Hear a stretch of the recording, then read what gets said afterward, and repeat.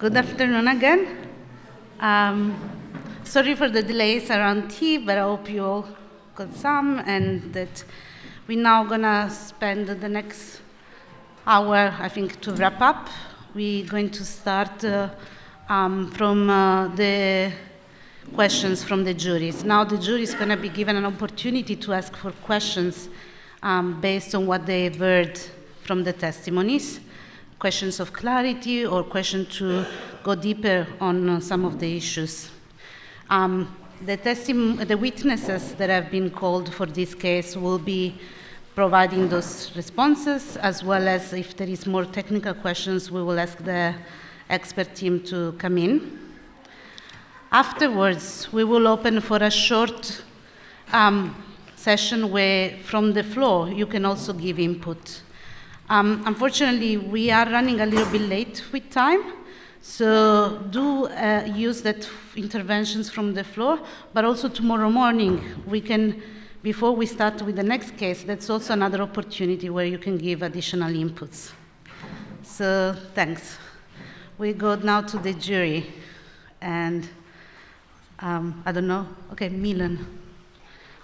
Milan, you can come in, please. Yes, good afternoon again, and thank you to all of you who testified. I had one question. It was very clear that the 2016 policy was not implemented because the regulations were contrary to the intent of the policy. But what would be interesting for us, I think, would be to know from all of you, how has this impacted your lives? I mean, in a sense, how do you survive? So the fact that the right to food has been impacted is quite clear, but surely this also has an impact on how you access health services, what happens to your housing, and generally so if you could speak about the specific issues that have changed your lives because there has not been progress, that would be very interesting. And just to add, for the women who testified, thank you very much.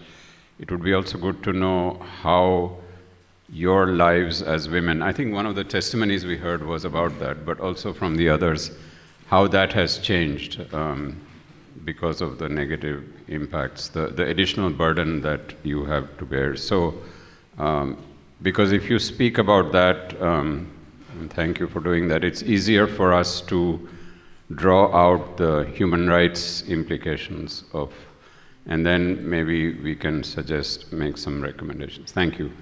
Thank you, Milan. Is the question clear for everyone, or do we need translation for? Okay, so,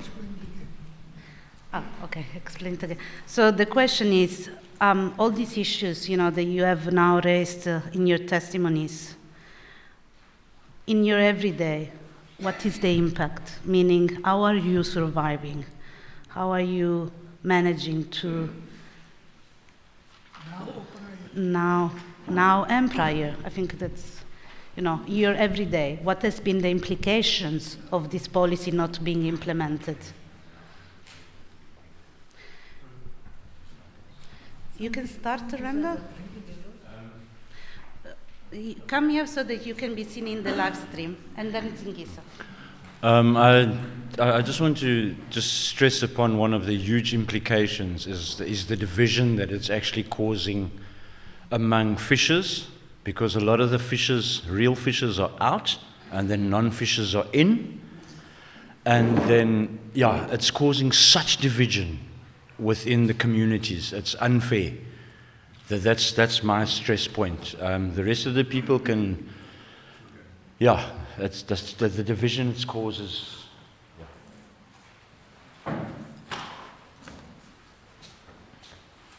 Also, the young fishers are drinking too much because they are stressed. They cannot go and fish.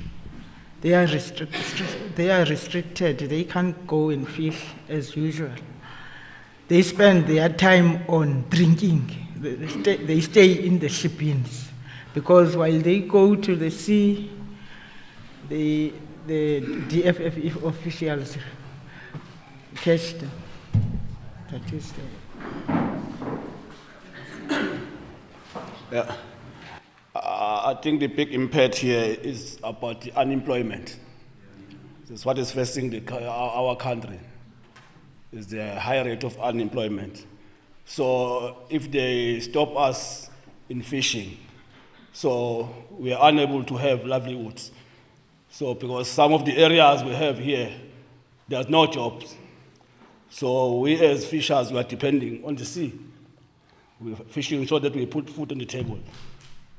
Thank you. Waar Jonathan? Kom Jonathan.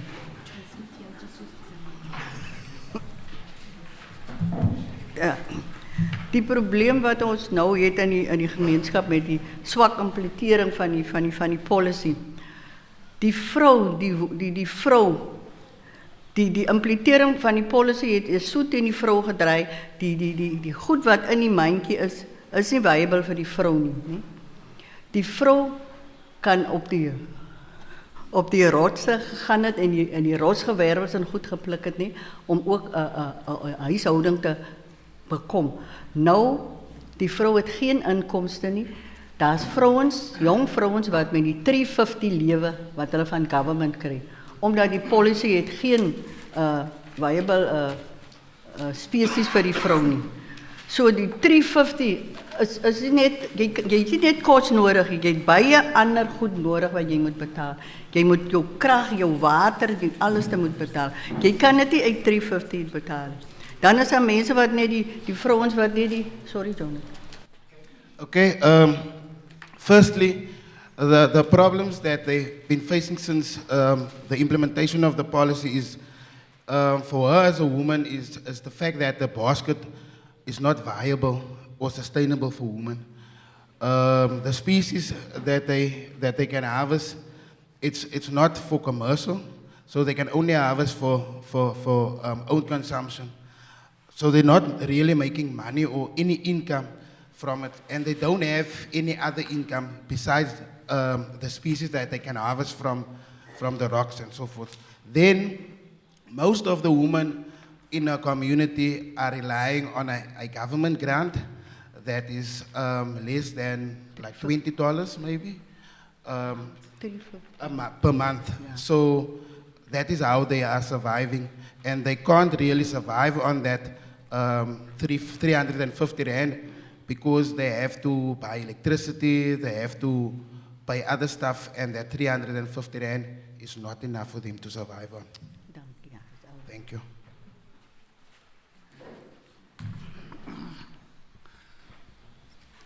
Yeah, what happened now or currently is after 2016 is when this policy was implemented, is that they broaden the field. It's not only people that go to sea that could have applied. Everyone who's part of the chain, from fishing up to marketing, could have applied and be recognized as a small-scale fisher. So under interim relief, we were just over 200 fishers. You're now more than 2,000 fishers, or so-called fishers, that have to compete with this little resources that is available. So, and then that's the one thing. And as Mr. Sabello mentioned, the unemployment is rife. So under interim relief, you get the quantity of boats, like 6 boats, 10 boats for communities, as to poaching, as to cover that, and to prevent poaching. So you get only a certain quantity of boats that can go to sea. So now you sit with 100 fishers in a co-op. And then there's only one permit that is activated, so how can, and they have a policy that say that no work, no pay, that's the co-op. So how can 100 fishers go on 2 or 5 or 10 small boats to go to sea to provide work for everyone. And under IR, what also happened is that people were sitting at home and they asked some of the owners of that 7 or 10 boats to harvest that resource, that lobster for them. So the rest of the community saw that. And when the policy of the opportunity come to apply to be part of this process, they jump for it and said, sit at home, get this dividend or whatever you want to call it, and be part of a system. And that was never the intention of the policy. It was broadened, and then you also have this dynamic that came into that. So yeah, that was the problem of this current, the problem that we said. So you sit with people that have no relation to fishing. None whatsoever. Because what happened if you bought in the past 100 fish to sell to make a quick buck, or you do it for the past 10 years, now you are also recognized as a fisher, of a bona fide fisher, or whatever they call it, but not as a traditional fisher. And the time that government took to issue these rights, sure. Currently you only have lobster species. Some got now seaweed, because they already exhausted the resources by giving up to those that could have paid for under FRAP. They have two different systems. You've got me as a traditional fisher, then you've got those who have the money to acquire those rights by paying government. At the end of the day, under FRAP, a different system for those who have and who can put bribes in the pockets of the department officials in order to get those rights. And that's what we have to deal with currently.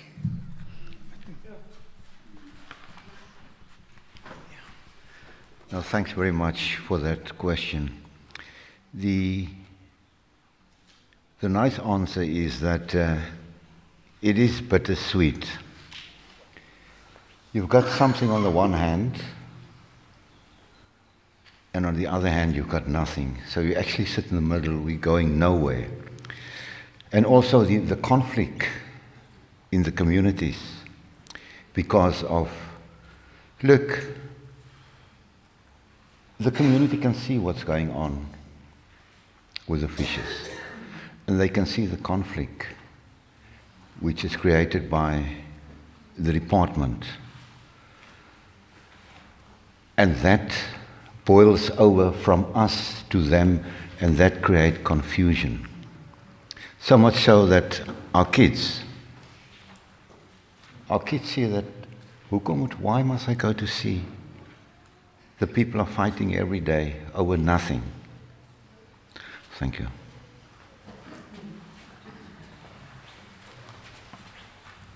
Thanks, everyone. I think a point that I will also try to emphasize is exactly indeed the loss of culture. So many people are stepping away from the sector. Generationally, we are seeing people stepping away from the sector because of all the challenges, but then at the same time sitting in a situation of high unemployment in the country. So that is where I think that there is something to be highlighted in terms of right to culture and loss and violation of that rights and loss of those rights, which is very concerning, especially then when we look at a broader context where aquaculture is being pushed as the solution for food, for fishers' food moving forward. So I just wanted to add that. Is there other questions? And use the microphone, please, in front of you.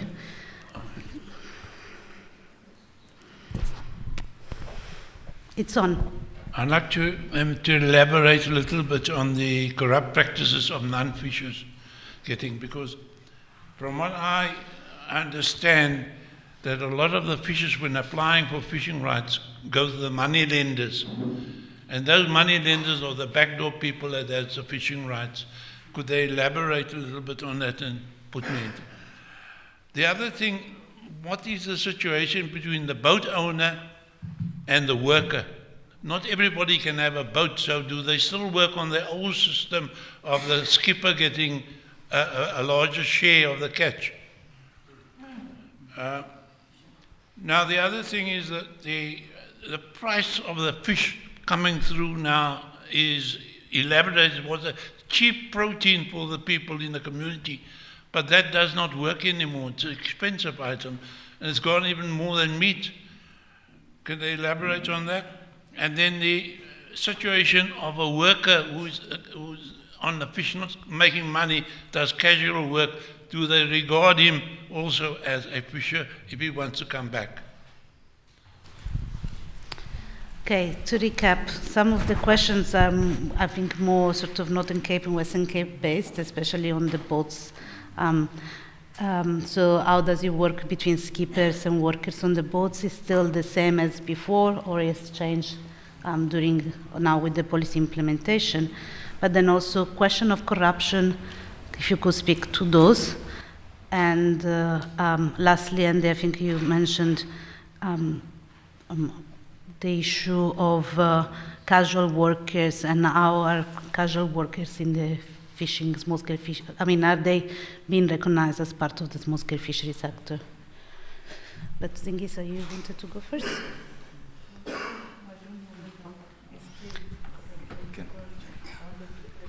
Maybe one should start by saying that the rights doesn't belong to the fisher anymore, in the sense that the new established cooperative applying for the rights, and they get the rights. And so you become now a member of the co-op.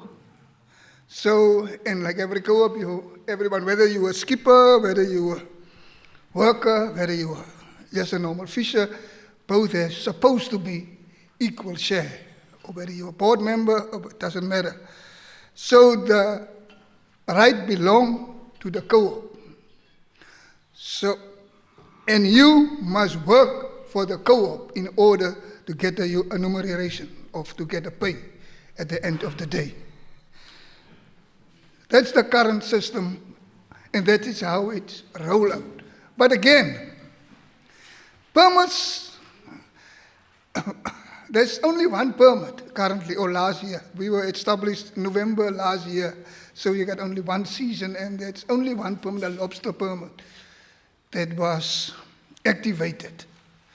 So, and the income out of it ranged from 1 ton up to 5 tons per co-op. Depends how many members a co-op have. As I said earlier, they work it out like it's 36 kg per member times the total of the quantity of the co-op. So it's up to 5 to 6 tons, and then after the permit is activated and the resource is harvested, people come and knock on the door of the board and say it's paying time. Whether, and even last year, November, it's Christmas, people don't have any money in their pockets. So they come to the board and say, can we get an advance to survive the holiday season? So what the board did, go to the marketer and ask for an advance of 1,000 rand or 2,000 rand for their members. And they succeed. So, and there wasn't even a boat in the water yet, nor was there any crayfish catch yet. But still, people, so that concept was live under the IR system. Because under the IR, you as an individual manage your own allocation. And that's what you did. And that's, I think, the corruption that Mr. Johnston is mentioned. Because the system there was you appointed one caretaker to speak on our behalf, whether we are 3, whether we are 300. It doesn't matter you appoint one, because the marketer only want to deal with that person, with one person, and not with the whole flow of the whole co-op, of the whole community, of the whole fishing community. And that culminated in corrupt practices.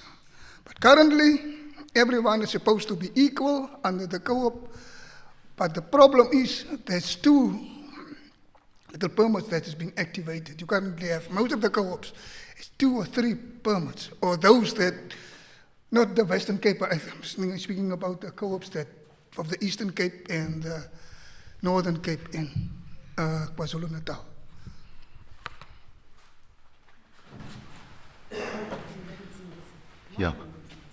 Yeah, let me just try and answer also one of the questions of Uncle Andy about,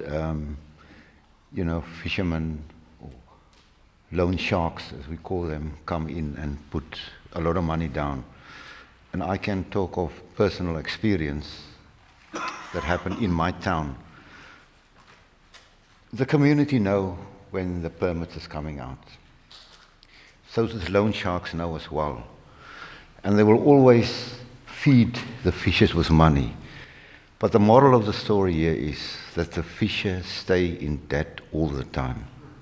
That is the truth. Thanks.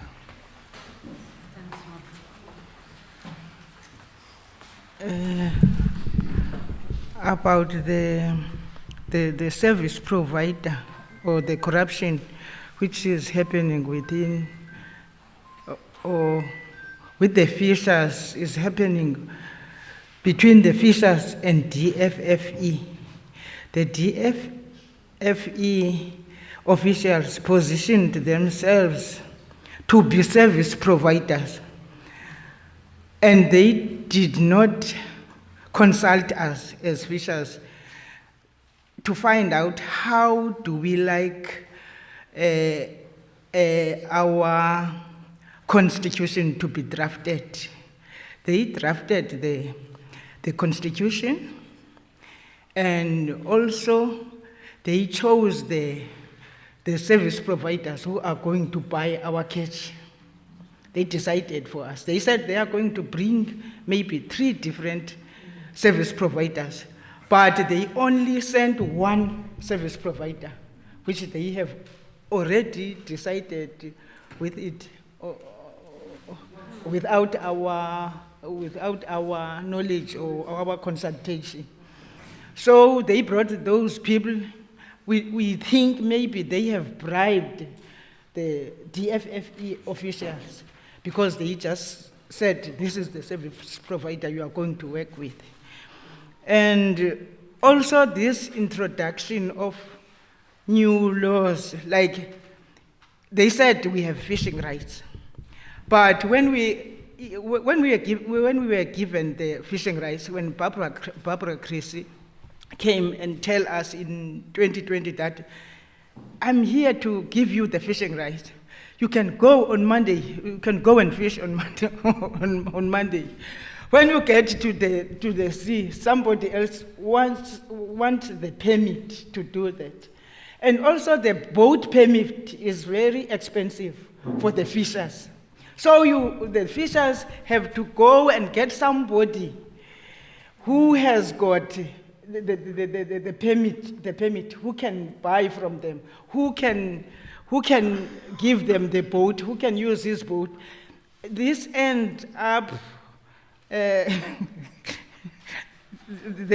fishers now are the workers of the boat owner, not the owners of the permit or the people who have the fishing right.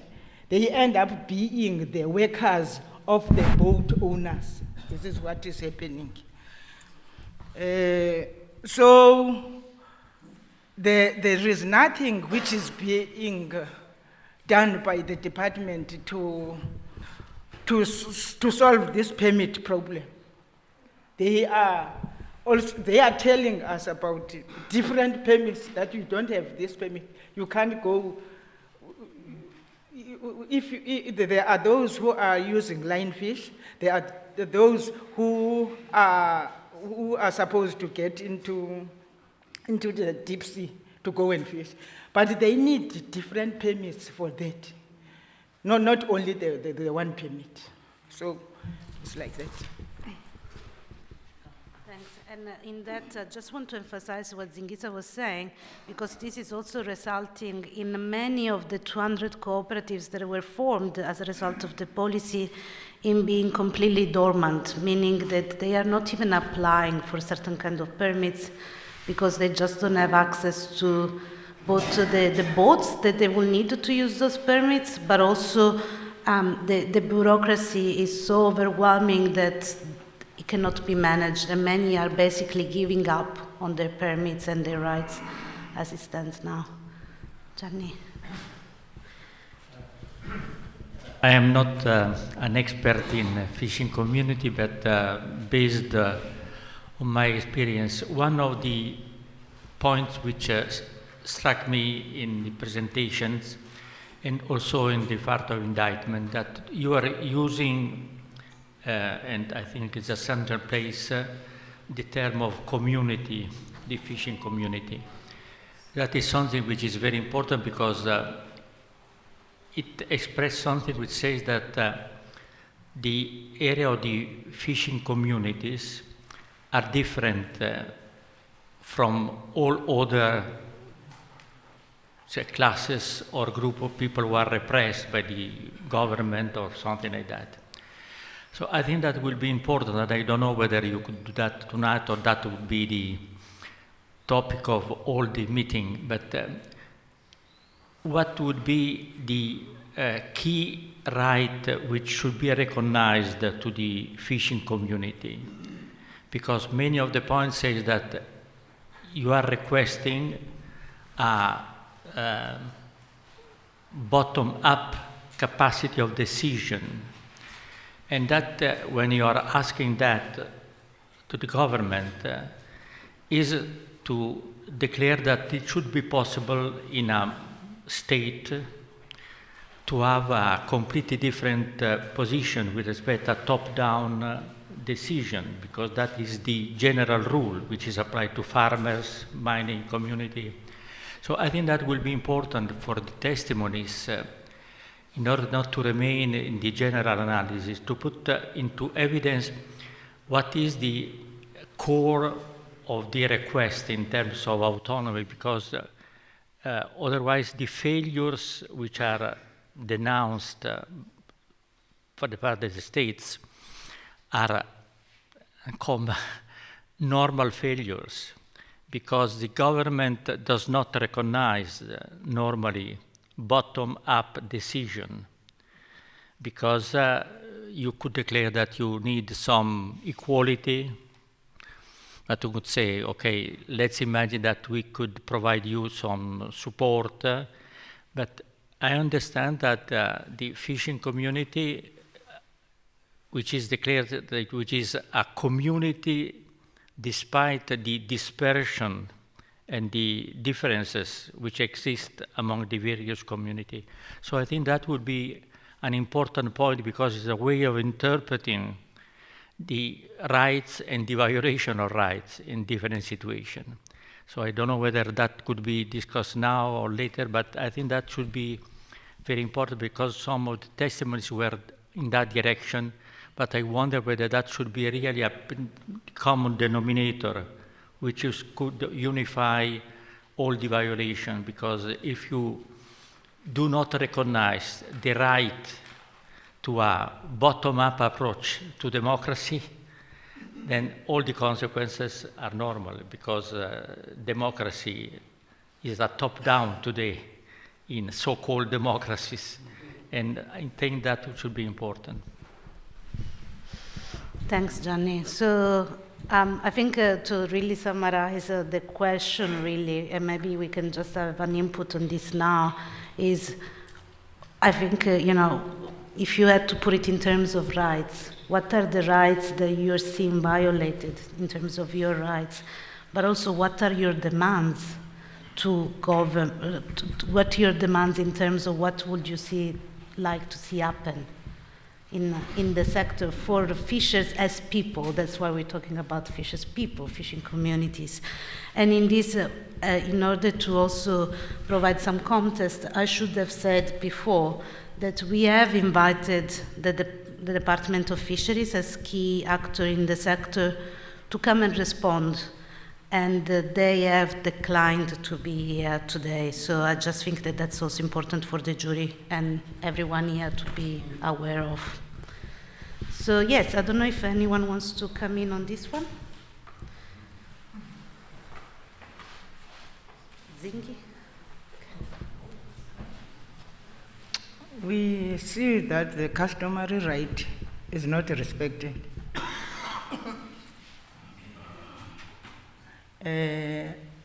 What also we suggest to this bottom-up approach, we as fishers know what we need to see. We know what we want, but the problem is that the department is deciding for us. We know what we need as fishers, but the problem is that they are deciding for us. We don't know how we can make them aware that we know what we want, because we have people like Toby who are crippled because they went to fish where the judgment was already there. The Gongose judgment was already there in Dwesa. He was shot going fishing, yet the judgment in Bloemfontein was already known by the rangers who shot him in Dwesa. So we really do not know how can we make them understand or recognize us as fishers. We really do not know.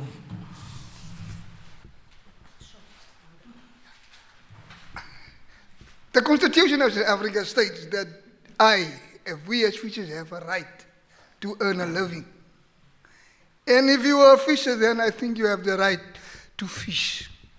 So what they are doing is they don't allow us to exercise our traditions and our customs. Exactly what the Khmisa say. So they must create the environment for me as a fisher to do so. And if they not, then they violate that right. And that's what we are asking for them. And that's what we put in our policy, in the small-scale policy, to ask for an environment that is conducive to we as a fisher.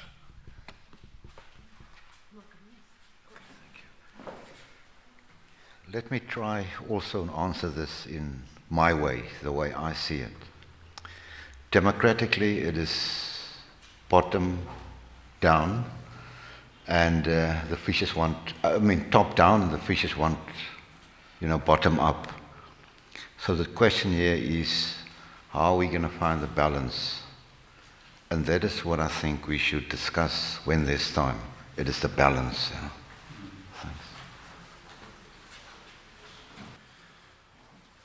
Thanks. Just 2 words, co-management. Simple as that. It was part of the court order that co-management must be implemented. They already do not know what is going on in the fishing industry. They are just after monopoly. So they don't really realize that there are people that derive a living from that and also make a living for others in the community by our own practices, our own traditional practices. And also they violate our freedom of choice by forcing us to have one cooperative, whereas it could have been so simple as having numerous primary cooperatives and one secondary cooperative. So, let me stop there. Community-based management. Yes. let us do it on the ground, and we will manage ourselves. That's, I think, the big ask from this case. Sorry, like MPAs. Brendel, you must come and speak in the microphone, otherwise. Sorry, like the MPAs that are in our area, why aren't we managing our MPAs? Why do we have to get shot for going there? But we know what to harvest and what not to harvest, and how big and how small and how many to harvest. We've known that for years. Our grandfathers knew that. So those are the simple questions. Why are not we co-managing our resources and stuff that impacts our livelihood, instead of people that stay inland, Pretoria, Joburg, and just because he's been nominated, he just comes and makes rules and regulations and makes our living and our lives very, very hard.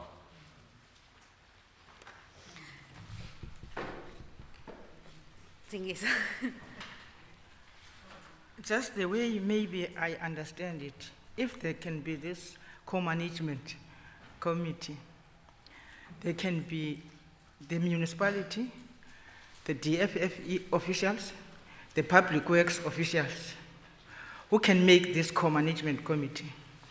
And then, when they meet maybe once a month, they say to, if we need maybe a slipway as the co-op, public works, go to your department and get money so that, or and come back with the answer about the slipway. When are you going to build the slipway for us? Then maybe the next meeting you'll be telling us, what have you discussed as the Department of Public Works? Everything can just run freely if there is this co-management committee in place. This is how we think as fishers. But they are just making us, they are just deciding for us. Yet, if they ask the fishers, what do they need? Because also the municipality has got work to do. The municipality can also fund us to buy the boats and do the other things, or maybe the storage and all that, if there is this co-management committee in place. So this is how we think as fishers. Thanks, Nzingi. And I think, again, what's being emphasized in the co-management demand is this idea that we from the ground can see this work, but we need the parties from the state, especially, also to come to the table. And of course, I think in the next few days, we're going to hear about how the state is choosing another path when it comes to development, not one that is based on local economic development, but one that is based on exploiting as much as possible from the ocean to create GDP gains. Gianni, you had a follow-up. I am not obviously criticizing, I am making a proposition in order to make stronger the propositions, because in order to be clear that you are proposing, and I fully share that, to consider the community-based capacity of decision as a model for a model of democracy. Because if democracy is in fact proposing something which is completely different, they are proposing what they have proposed, a policy. And then the policy is applied as all the policies of the states, very partially, and in fact by failing to meet the request. So I think that would be very important. That is a problem of international law. Peoples do not have right. That is the situation today in the world. And I think that we have here a person in international law. So the fact of being so important because you are representing the big challenge to democracy today. And in that sense, it's important to put into evidence, to make visible the priority of respecting the specificity of your request. It's not one of the many requisitions. So that I think it would be important at tribunal to make visible the importance for democracy to propose also your autonomy, because that should be a model for the other repressed population. Thanks, Gianni. I think in that what I want to really highlight is also that this is why we're also talking about broken promises. I think that in the fishing sector and in other many sectors, post-apartheid, there was a lot of promise that things will change, that we'll see a real democracy. And based on that promise, so many demands were developed of bottom-up management of natural resources. But now, 20 years down the line, 30 years in fact, what we are seeing is that demand, that promise is completely broken. Makoma, and then Uche, and then Ben. Thank you very much. When the indictment was read this morning, it felt like this is an indictment not read in South Africa, but somewhere else. The testimonies that came put the human face of the suffering, the human face of what these broken promises mean. But also what is important is how inequality still persists in the country, that male fishers are preferred from women fishers. And we know the history, whether inland or around the shorelines of our country, that the women are the ones who are holding things together. And I'm very happy that amongst people who gave testimonies, it's women who are at it on an everyday basis. These are very strong women, and also this is Women's Month in South Africa. And I wonder, those that are in positions of power would listen to the testimonies from the women that we had today as to whether that contributed to building or empowering or capacitating women, as the language says, which I'm not in favor of, but because women in this country are very strong.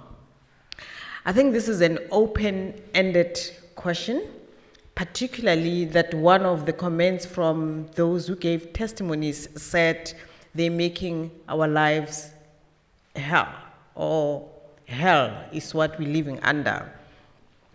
An open-ended question maybe that would resonate with all the testimonies is exactly what is that we want to see happening. And this is a follow-up to the question that have been asked by one of the jurors.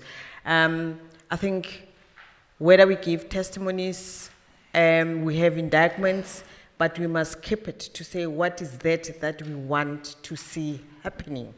What is the resolution that we want? Do we want reparations? Do we want things to change, like the suggestion that has been made of having core management? And I would say that maybe this is a question that we'll have throughout, and maybe that would come out when the verdict comes out to say this is what the people want to see. But the promises have been broken. It is very clear from the first testimony, and I'm just wondering, what are we going to be shocked further with the testimonies that are going to follow? Thanks, Makoma. For the time, let's do that. Just because of time, I want to maybe suggest that Prof. Uche also asks the question, please, and Ben, and then we give a final round of answers based on the last questions.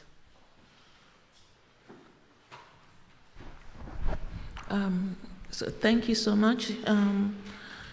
It's been very, very touching hearing.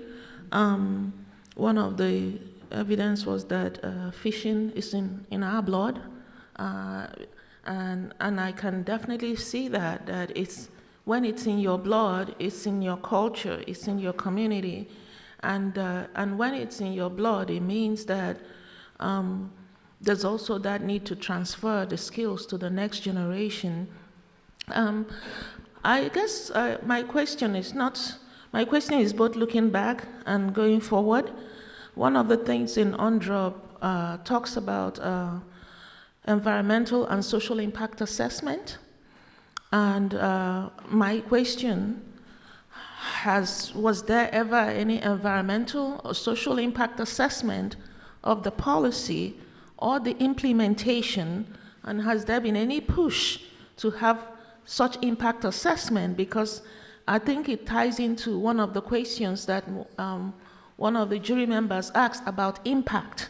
And impact assessment has become a really very powerful tool for advocacy and change. So to what extent has the government done a social and environmental impact assessment of this situation? Because that can be very telling. Second from UNDROP is the issue of access to remedy, access to justice, because we're hearing a lot. And my question is, is there any access? When we say there's access to justice, what does it mean for these people? You know, and the UNDROP talks about judicial and also administrative and effective remedies. So when we talk about effective remedy, what does effective remedy mean for these people? What should it look like? And what are the challenges to accessing justice for these people? That is the one question going on in my mind, the issue of impact assessment and the issue of access to justice. And just to round up, the earlier speaker talked about, I think the keynote speaker talked about the three parts in human rights, which is that the government has to respect, but government has to protect, and government also has the duty to fulfill. And I think that framework is very, very helpful because I'm hearing today a violation of that duty to respect, but also a violation of the duty to protect. And the duty to protect, government have to protect you from non-state actors. So my question for them, if there's a concrete question from me, is what are those violations that are not necessarily coming from the government, but from non-state actors in this sector? The corporations in this sector, the big businesses, how are they impacting your life? And how is the government protecting or failing to protect you from the powerful actors in this field? Thank you. Thank you. And they are not. My question is to the community members here. Do you have evidence, hard evidence, that small-scale fisheries are sustainable? You've said that this is the case. You've said that co-management will work because we know how to harvest things sustainably. But can you prove that? And I'll tell you why I'm asking that question, is because we know that there's an overfishing crisis in the world at large. We know that industrial fisheries are responsible for overfishing in the main. But we also know that our government is trying to make it, their view is that small-scale fisheries are not sustainable. There's a kind of switching of attention from the guys who are really doing the damage on a large scale to you guys. And it's one thing to say, yes, we know how to do this, but you need to be able to convince the world. So do you have hard evidence? The reason why I'm asking this is because we run the risk of repeating ourselves, of saying what we said 20 years ago and 10 years ago and not coming up with anything different. Something needs to change. One thing that has changed over the last 4 or 5 years is that the whole world is now concerned with climate change. The whole world is beginning to wake up to the fact that the oceans are crucial for our survival. And if you can convince the wider world that small-scale fisheries are part of the solution, that they are not part of the problem, that small-scale fisheries can feed the world with protein from the ocean and do it in a sustainable way, you will get many, many allies. So I think it's a matter of, if we were to ask an ordinary person here, which is more sustainable, small scale or large scale, people won't know the answer to that. You're going to have to convince them. If you don't have hard evidence now, because you know it from your own practice, do you have allies? Do you have scientists or researchers who can come in and back up what you are saying so that you can prove to the world that small-scale fisheries are actually better for the resources in the ocean, not worse? Thank you. Thank you. There was a lot there, so let's try to give some brief inputs, and then I think we're going to have to pick up on some of these tomorrow, and also interventions from the floor. I'm afraid we have to leave to tomorrow. We are running out of time. So let's give some final comments based on these last questions, and then we come back tomorrow morning. Andre, you can go first. Sure. Let one start with the first question. As I said earlier, currently there's no transformation in this industry. And I think that's the core problem that we face. You sit with a situation where there's only this little high-value species in the basket. And when they gave us an opportunity to appeal on the basket that was provided, and they said to us, but you small scale, you don't qualify for the bigger or for the high value. So you will never survive on those little that they're giving us. And then they said the resources in the red, it exploited, it is gone, depleted, there's nothing left. But still, they gave out paper quotas. People were sitting at home, they've got 1 ton, they've got 2 tons, they get 5 tons, without even going to sea. But I even exercise the right that they have, but they give that right, not even to me as a small-scale fisher, to gain an income from that, but to the bigger companies and ask them to go and harvest it, that little of that portion that he or she got. So this whole sector must be transformed. It must be fisher-friendly. Me, as a fisher, must get the bulk benefit out of the system, and that's currently not happening. So that is the main and the starting point. Secondly, why there's so little women in the system is because the criteria didn't fit them. They said, and remember that women were the backbone of the industry. In the factories, you will only was women who work the resource for marketing or for exporting. And they said, women that work for a commercial company, that years doesn't count. And they're not allowed to apply based on the years that they were involved in the industry by working for the bigger companies. So that was a huge factor, and that's why so little of them is still today part of the system. Then, practices, Professor Cousin's question. The practices of the bigger companies that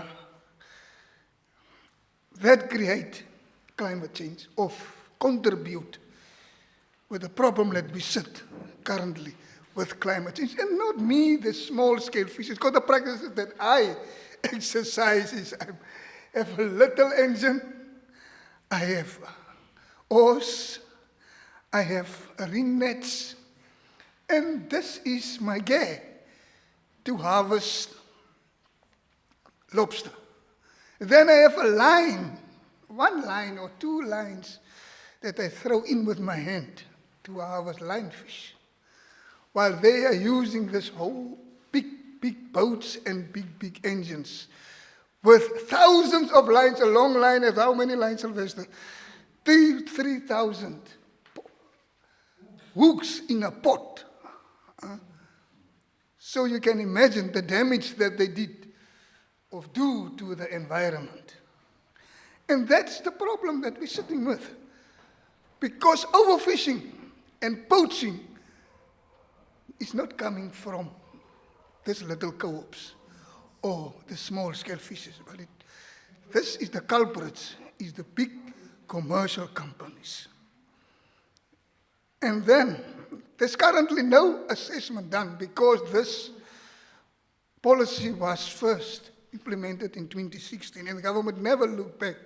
Because we, the Western Cape Province, declined it and said we don't want it because there's too many fishes were left out of the system after implementation. So we want it to redone. And then 2022 they did it, so there still need to be an assessment on to see what is the impacts actually of this whole small-scale policy on the communities and on the fishing folks of South Africa. I thank you.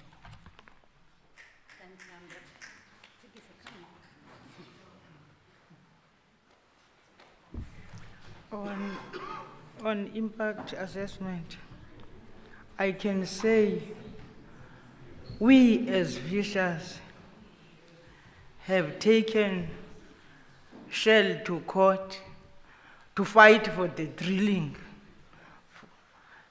to show that we care for the ocean.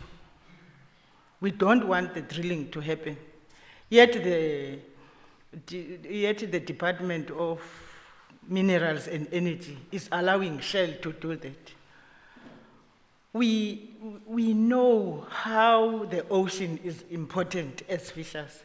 We've been to marches, we've been marching all over the world, showing that we don't even want this drilling to happen, to show that the fishers care for the ocean.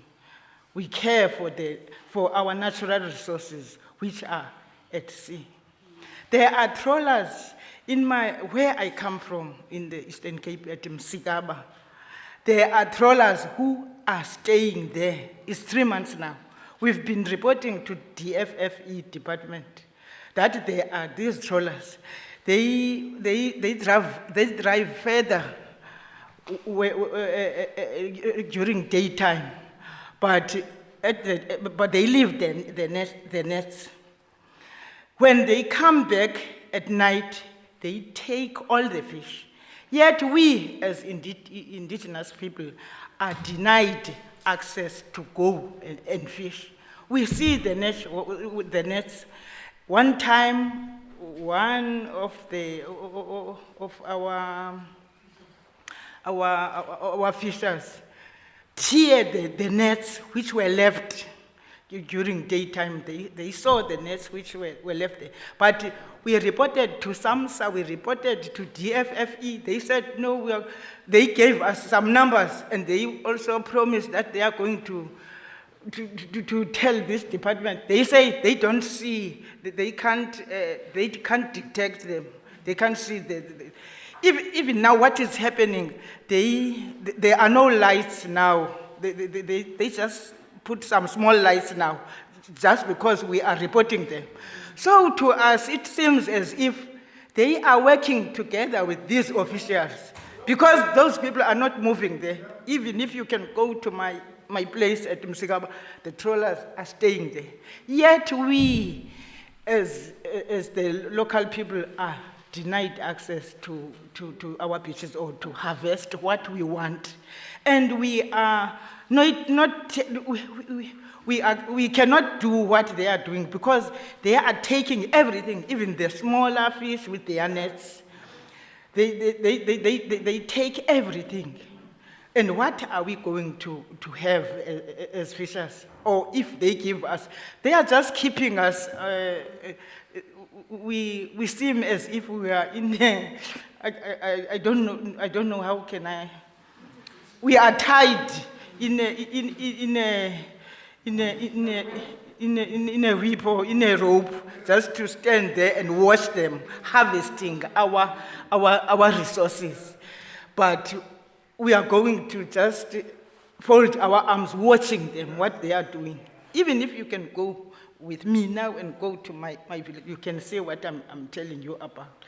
So I don't know how can we do it better, because we've been reporting this, and we are careful. We cannot. No, speak in the microphone, because otherwise. Okay. We are careful about our natural resources. We cannot do, because we want to sustain ourselves even for the next generation. We can't just take it away as the trawlers do, but we are denied that access to harvest our natural resources in our area.